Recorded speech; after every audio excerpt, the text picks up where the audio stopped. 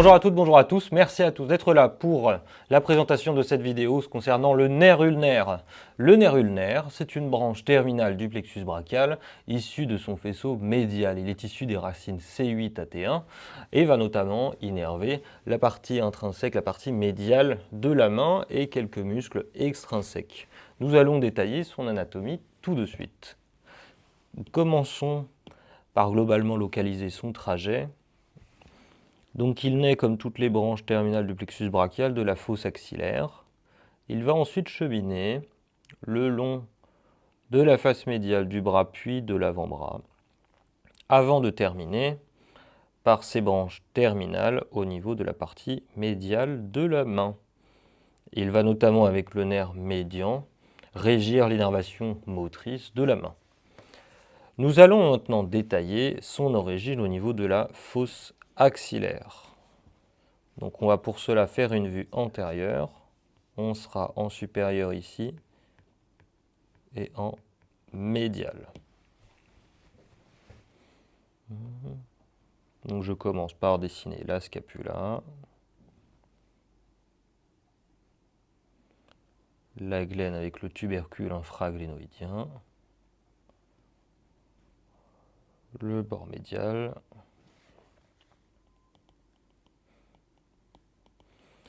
et nous avons la scapula qui apparaît. Nous aurons ici l'épiphyse proximale de l'humérus,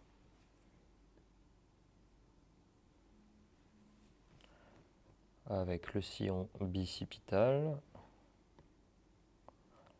formé par les deux tubercules, l'acromion et la clavicule.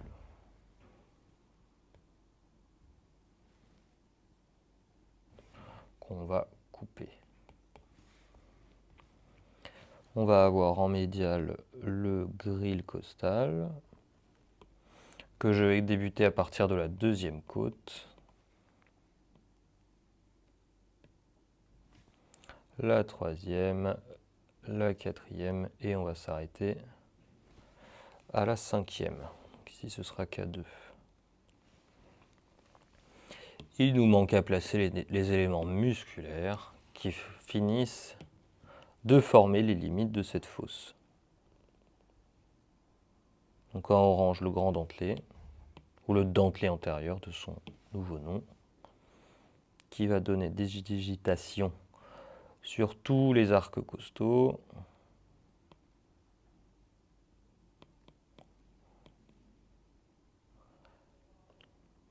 Et qui va terminer jusqu'à K10. Le subscapulaire.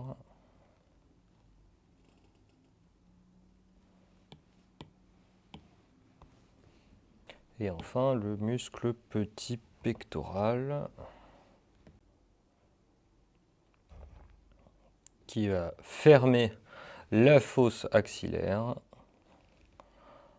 en allant terminer sur les 3, 4 et 5e côtes.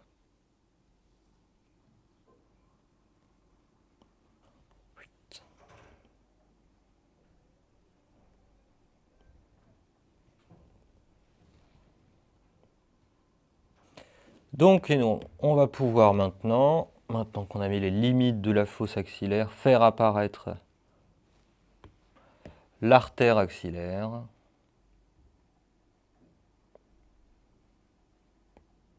autour duquel vont se former les branches terminales, autour de laquelle vont se former les branches terminales du plexus brachial.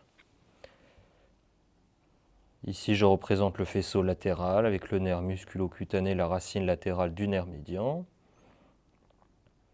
la racine médiale du nerf médian avec le nerf ulnaire, cutané médial du bras et de l'avant-bras. On peut représenter brièvement le faisceau postérieur. Donc le nerf ulnaire, il va naître justement de la fosse axillaire et il va se diriger vers le bas, l'arrière et le dehors.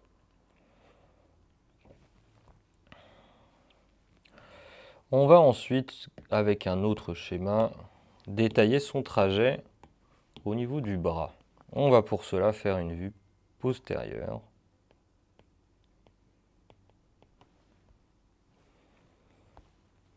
Avec ici la glène scapulaire.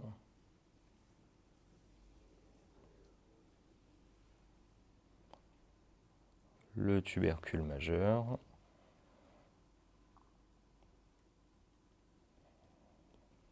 L'épicondyle latéral et l'épicondyle médial. L'olécrâne qui va former avec l'humérus l'articulation huméro-ulnaire, et on peut représenter comme ceci la tête radiale. La diaphyse humérale, elle va être divisée en deux par un sillon nommé sillon du nerf radial, qui va notamment être formé par les tractions musculaires du vaste latéral du triceps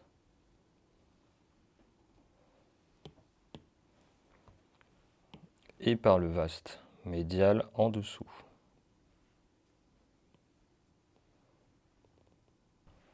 Le long triceps débutant sur le tubercule infraglénoïdien.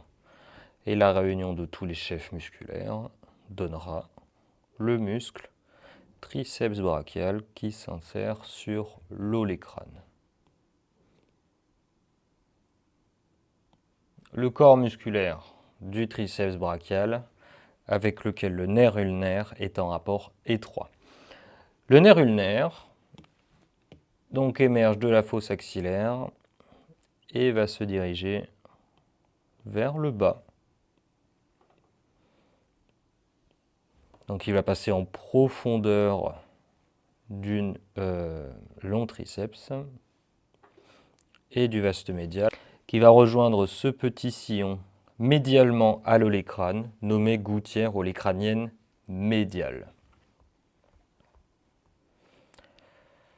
Donc il est bel et bien en avant du triceps et il va terminer en bas du vaste médial, le tout vertical. Ensuite, donc on peut faire un petit schéma supplémentaire pour montrer son trajet dans la gouttière olécrânienne médiale. On va pour cela faire une vue médiale. Donc ici on sera en supérieur, ici en postérieur.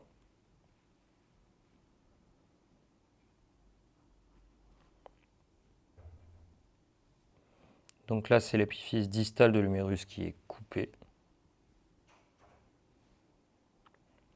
Ici c'est l'épicondyle médial avec la surface articulaire, la trochlée à destination de l'épiphyse proximale de l'ulna que l'on dessine tout de suite.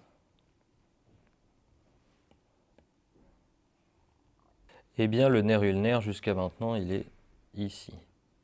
Donc nous sommes en bas du vaste médial et il va passer dans cette arcade, dans l'arcade du nerf ulnaire, qui va être formée par les deux insertions du muscle fléchisseur ulnaire du carpe.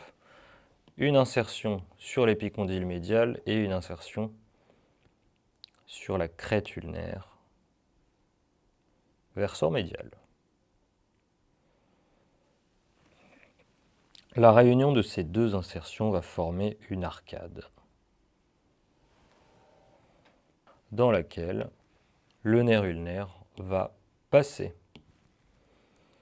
C'est notamment au niveau de cette arcade qu'il est exposé aux compressions. En effet, le nerf ulnaire dans la gouttière olécrânienne médiale est sous-cutané, c'est-à-dire que des chocs directs sur ce dernier vont provoquer une compression du nerf ulnaire et des paresthésies sur le territoire qu'il va régir. On reverra plus tard le territoire qu'il va occuper exactement. Mais ce syndrome canalaire du nerf ulnaire est assez fréquent. Alors avant de continuer son trajet au niveau de l'avant-bras, on va reprendre les premiers schémas.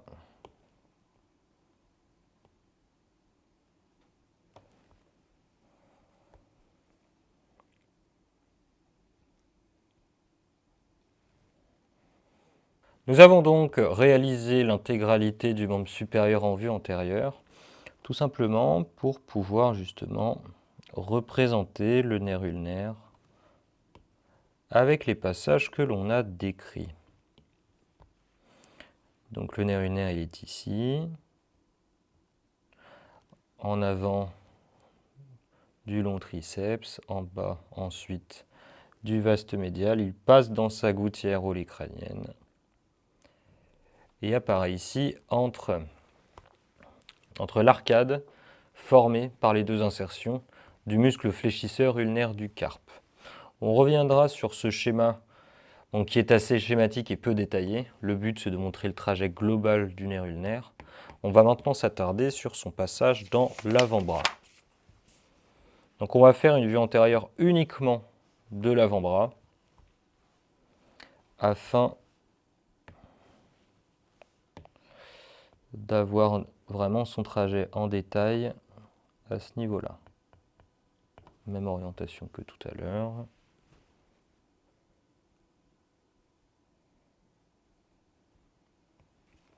Donc ici l'épiphyse distale de l'humérus.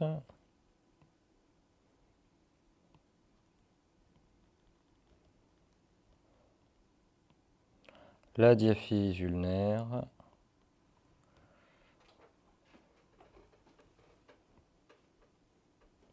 Le radius.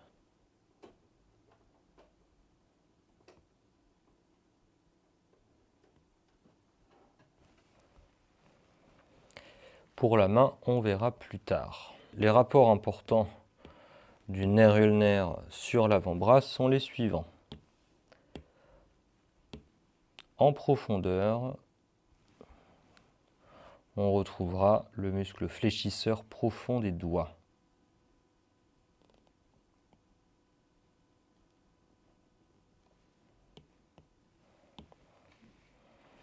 Donc, qui va ensuite donner 4 tendons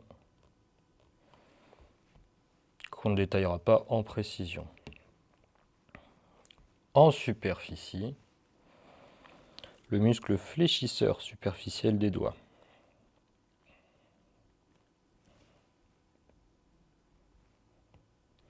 Dont on ne détaillera pas l'anatomie non plus, on ne fait pas la séparation des deux ventres.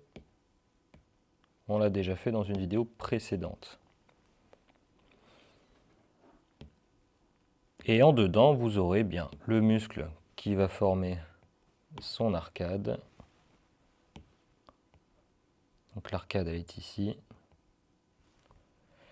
Et le fléchisseur ulnaire du carpe, il va terminer sur le pisiforme. On va quand même faire un carpe schématique avec le pisiforme ici. Voilà, le fléchisseur ulnaire du carpe, il forme le relief médial de l'avant-bras. Eh bien, le nerf ulnaire va circuler entre ces muscles. Donc, il va passer dans le sillon, la gouttière olecrânienne médiale, puis entre les deux insertions du fléchisseur ulnaire du carpe. Il va ensuite rester en dedans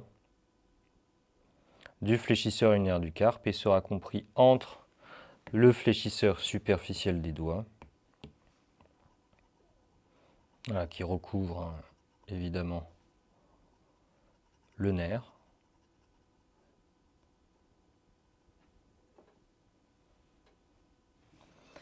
et le fléchisseur profond des doigts en profondeur. Donc il sera au contact. Sur le dessin, j'ai simplement mis le corps musculaire. Mais évidemment que le nerf ulnaire, il est donc entre le fléchisseur profond des doigts et le fléchisseur superficiel des doigts.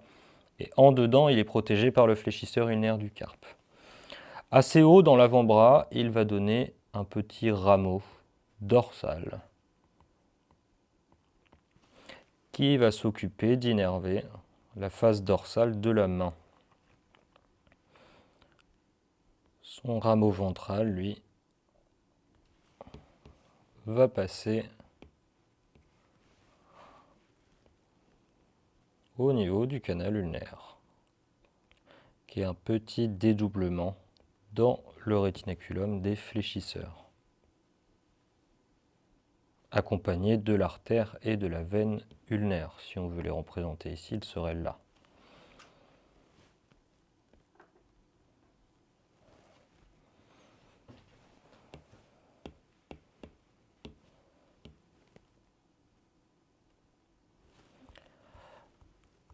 Voilà pour l'avant-bras. Donc si on reprend maintenant notre schéma global,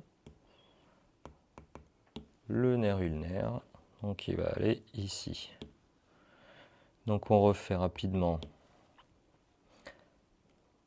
le fléchisseur profond des doigts.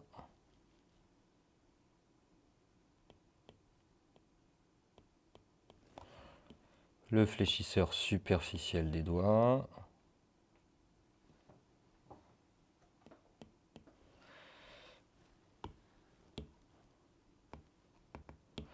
Et le fléchisseur ulnaire du carpe, donc ici.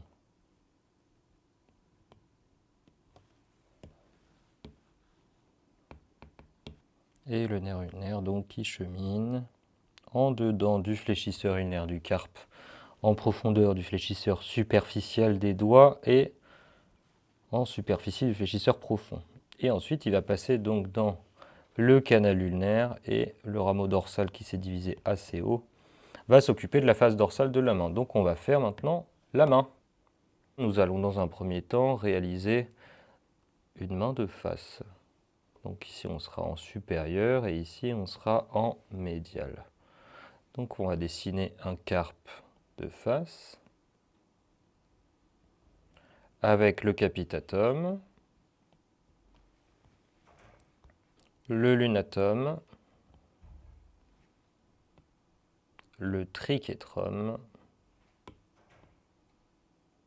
et le pisiforme qui sera posé sur le triquetrum. En latéral, on va avoir le scaphoïde,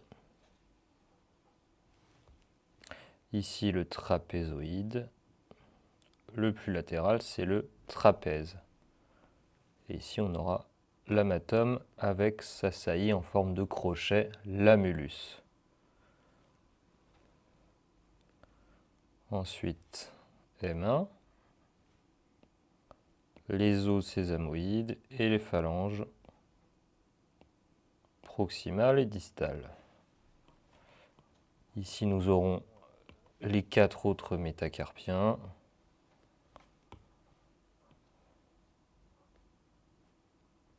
Phalange proximale,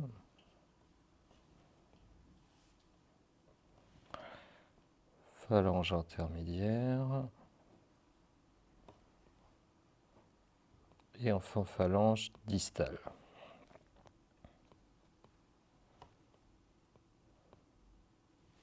Ensuite, il nous reste à placer les éléments fibreux et musculaires, à savoir le rétinaculum des fléchisseurs,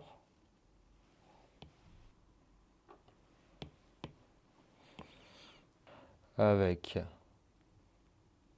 le canal ulnaire qui est un petit dédoublement,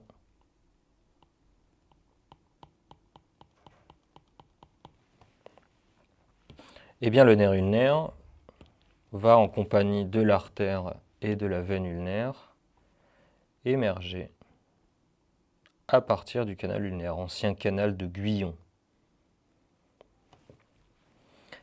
Il va donner une branche superficielle qui sera sensitive.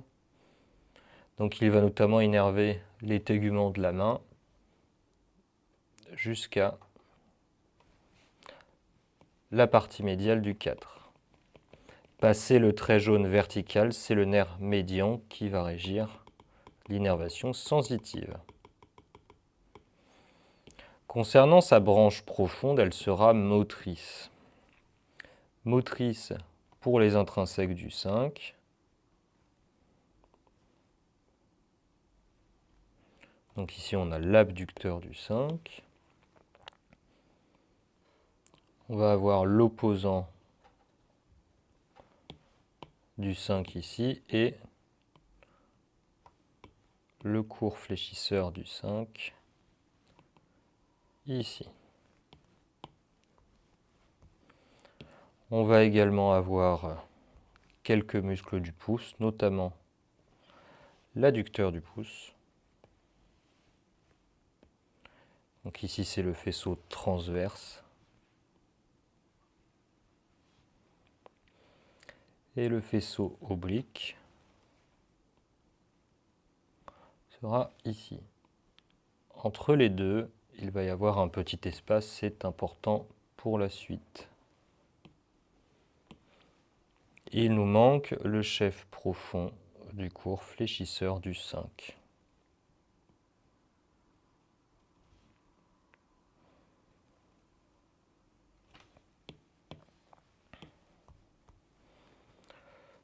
On peut également mettre en évidence les interosseux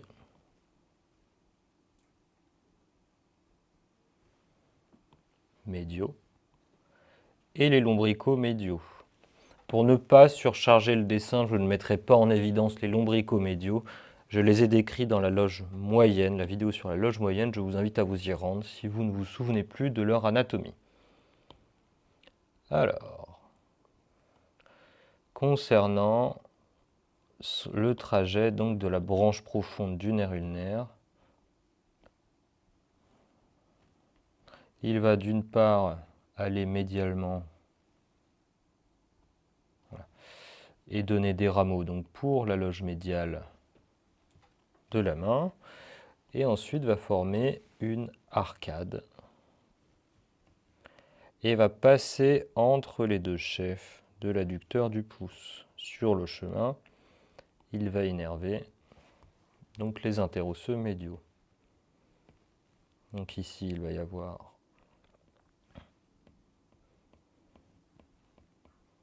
des branches pour le court fléchisseur du pouce faisceau profond et donc pour l'adducteur du pouce. Ça, c'était pour son innervation motrice et sensitive en palmaire. Maintenant, on va passer à la vue postérieure.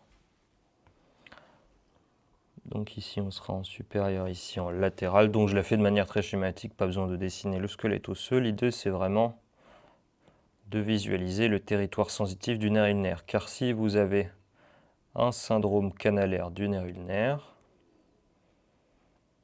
vous allez avoir le territoire suivant qui sera atteint. Donc le rameau dorsal du nerf ulnaire, il va passer donc ici. Il va arriver partie médiale de la main en provenance de l'avant-bras. Il va donner un nerf digital propre pour le 5, un nerf digital commun pour la face latérale du 5 et la face médiale du 4, un autre nerf digital commun sur la face latérale du 4 et la face médiale du 3, simplement au niveau de P1. Pourquoi? Tout simplement parce que le reste est innervé ici par le nerf médian. Et la partie non coloriée sera innervée par le nerf radial. Au niveau des pathologies, on a parlé de la compression, effectivement, le syndrome canalaire. Vous avez également, étant donné que le nerf est issu des racines C8-T1, une exposition aux lésions arthrosiques ou aux hernies discales cervicales. Dans tous les cas, il peut y avoir plusieurs choses, plusieurs symptomatologies différentes. La première, ce sont les troubles sensitifs qui vont apparaître au niveau du territoire sensitif que l'on a décrit. La deuxième, on peut avoir des symptômes moteurs, notamment au niveau des intrinsèques de la main, au niveau des muscles du 5. Sans les muscles du 5, vous ne pouvez pas, par exemple, utiliser la force de la pince et pollicie indexielle et l'opposition de la main. Vous avez d'ailleurs l'adducteur du pouce qui est innervé par le nerf ulnaire. C'est notamment grâce à lui que vous arrivez à tenir une feuille de journal. un test médical pour la compression du nerf ulnaire, pour vérifier qu'il n'y a pas atteinte motrice du nerf ulnaire, s'appelle le signe du journal. On va demander au patient de tenir entre ses doigts le journal et le test est positif si le patient n'arrive pas à tenir la feuille. Nous avons terminé avec le nerf ulnaire. J'espère que cette vidéo vous a plu. S'il manque des choses, si vous n'avez pas compris quelque chose, n'hésitez pas à le mettre dans les commentaires de la vidéo. Je me ferai un plaisir d'y répondre. Je vous remercie pour votre attention et je vous dis à bientôt sur Iso Anatomia.